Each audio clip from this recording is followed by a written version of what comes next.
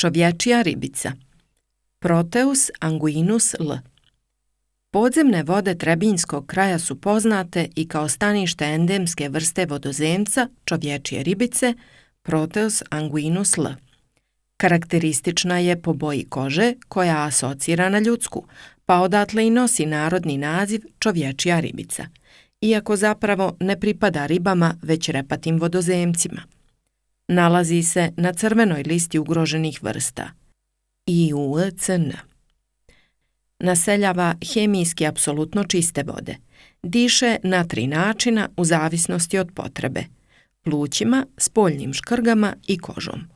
Odrasli primjerci nemaju oči. U prirodi nema bliskih srodnika. Ima izuzetno uzak areal rasprostiranja, ograničen na prostor Dinarida.